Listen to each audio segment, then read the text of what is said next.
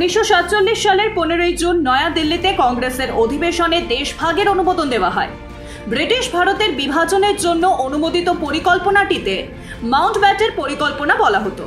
1947 সালে 3রা জুন পরিকল্পনাটি ঘোষণা করা হয়, কিন্তু 1947 সালের 15ই জুন ভারতীয় নেতারা এটি অনুমোদন করে। এই পরিকল্পনার অধীনে ভারতকে দুটি স্বাধীন দেশ ভারত ও পাকিস্তানে বিভক্ত করার সিদ্ধান্ত নেওয়া হয়েছিল। ধর্মীয় কারণে এটি করা হয়েছিল। হিন্দু সংখ্যাগরিষ্ঠ অঞ্চলগুলিকে ভারতে এবং মুসলিম সংখ্যাগরিষ্ঠ অঞ্চলগুলিকে পাকিস্তানে বিভক্ত করা হয়েছিল। লর্ড মাউন্টব্যাটেন, যিনি সেই সময় ভারতের শেষ ভাইসরয় ছিলেন, এই পরিকল্পনাটি ঘোষণা করেছিলেন। ভারত ও পাকিস্তান 1947 সালের 15ই আগস্ট স্বাধীনতা লাভ করে এবং দুই দেশ আনুষ্ঠানিকভাবে বিভক্ত হয়। দেশভাগের সময় বিপুল সংখ্যক জনসংখ্যা দেশ ত্যাগ করেছিল। একই সময় বড় আকারের হিংসার ঘটনা ঘটে, যেখানে লক্ষ লক্ষ মানুষ মারা যায়। বলা হয় যে এটি ছিল ইতিহাসের বৃহত্তম অভিবাসন, কারণ 1.5 থেকে 2 কোটি মানুষ ভারত ও পাকিস্তানের মধ্যে বাস্তুচ্যুত হয়েছিল। মেজর অজয় সিং জসরোটিয়া 1999 সালের 15ই জুন কার্গিল যুদ্ধের সময় 6 জন সেনাকে বাঁচাতে নিজের জীবন উৎসর্গ করেছিলেন। কার্গিল যুদ্ধের সময় 17,000 ফুট উঁচু তোললিং পাকিস্তানি সেনাবাহিনী দখল করেছিল এবং ভারতীয় সেনাবাহিনীর উপর ক্রমাগত গুলি চালাচ্ছিল।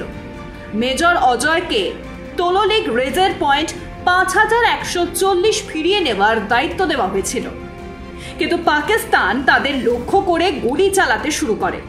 বিস্ফোরণে মেজর অজয় সিং এর দলের 6 জন জওয়ান আহত হন। জীবনের পরোয়া না করে মেজর জসরোটিয়া আহত সৈন্যদের পিঠে করে নিরাপদ স্থানে নিয়ে যেতে শুরু করেন। এদিকে তার কাছে একটি গোলা পড়ে যায়, যার ফলে তিনি গুরুতর আহত হন এবং অতিরিক্ত রক্তপাতের কারণে মেজর অজয় শহীদ হন। যুদ্ধের সময় তার অদম্য সাহস, বীরত্ব এবং দক্ষ নেতৃত্বের জন্য তাকে মরণোত্তর সেনা পদক প্রদান করা হয়। আন্না হাজারে 1937 সালের 15ই জুন মহারাষ্ট্রের আমেঠনগরের কাছে ভিঙ্গাট শহরে জন্মগ্রহণ করেন। আন্না হাজারে একজন ভারতীয় সমাজকর্মী, যিনি দুর্নীতির বিরুদ্ধে আন্দোলনের নেতৃত্ব দেওয়ার জন্য পরিচিত। আন্না হাজারের আসল নাম কিষাণ বাবুরাও হাজারে। দুর্নীতির অভিযোগে 2011 সালের 5ই এপ্রিল আন্না হাজারে অনশন শুরু করেন।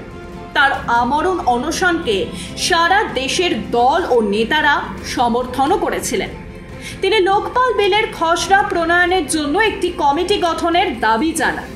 তৎকালীন কংগ্রেস সরকার তার দাবি মেনে নিয়ে 9 এপ্রিল উপবাসের 5ম দিনে একটি বিজ্ঞপ্তি জারি করে, যার পরে আন্না হাজারে একটি ছোট্ট মেয়ের হাতে লেবুর জল পান করে উপবাস ভঙ্গ করেন। সমাজকর্মী হওয়ার আগে আন্না হাজারে ভারতীয় সেনাবাহিনীর সদস্যও ছিলেন। 1963 সালে আন্না ভারতীয় সেনাবাহিনীতে যোগ দেন। আন্না প্রায় 15 বছর ধরে ভারতীয় সেনাবাহিনীতে কাজ করেছিলেন। পরে তিনি অবসর গ্রহণ করেন। शिक्षा देश का गौरव है और आरकेडीएफ यूनिवर्सिटी शिक्षा का उद्यम है। आरकेडीएफ में सवारे अपना भविष्य। पीएचडी, एमफिल करे अपने पसंदीदा विषय में। सर्टिफिकेट, डिप्लोमा के 74 कोर्सेज। RKDF university. आरकेडीएफ में सवारे अपना भविष्य। पीएचडी, एमफिल करे अपने पसंदीदा विषय में। सर्टिफिकेट, डिप्लोमा के 74 कोर्सेज केवल आरकेडीएफ यूनिवर्सिटी में। RKDF university. आरकेडीएफ में सवारे अपना भविष्य। सर्टिफिकेट, डिप्लोमा के 74 कोर्सेज केवल आरकेडीएफ यूनिवर्सिटी में। RKDF university. आरकेडीएफ यूनिवर्सिटी में एडमिशंस ओपन। आरकेडीएफ यूनिवर्सिटी भविष्य को लेकर परेशान है? आरकेडीएफ यूनिवर्सिटी है इसका हल।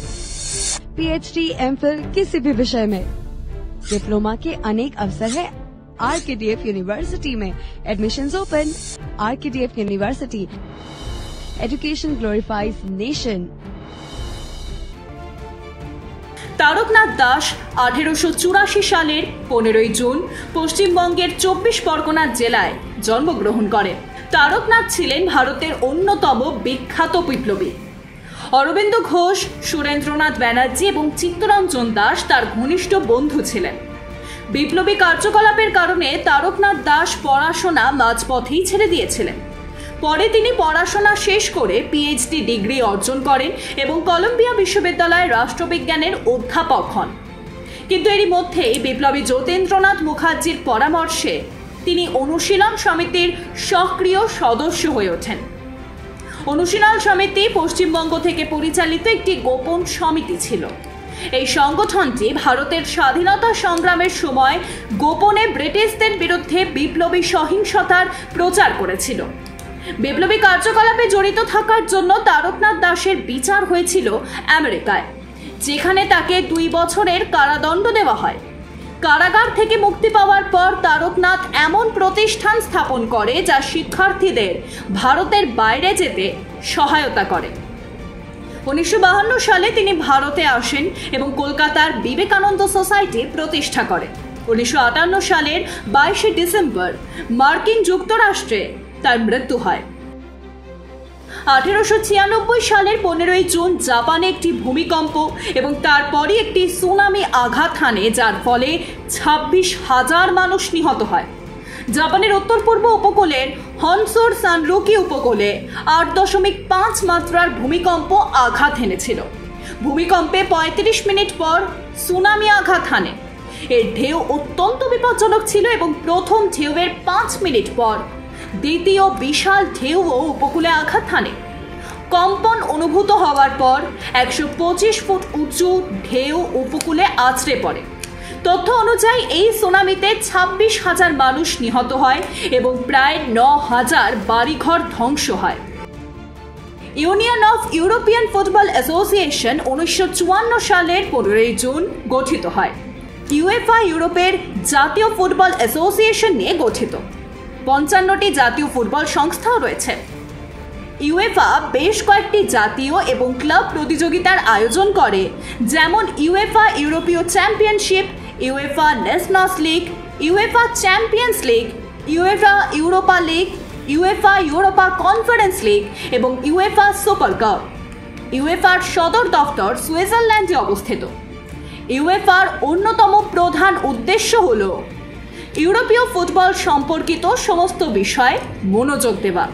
একই সঙ্গে রাজনীতি, বর্ণ, ধর্ম, লিঙ্গ বা অন্য যে কোনো দিক নির্বিশেষে সংহতি, শান্তি ও ন্যায্য খেলার চেতনায় ফুটবলের প্রচার করতে হবে।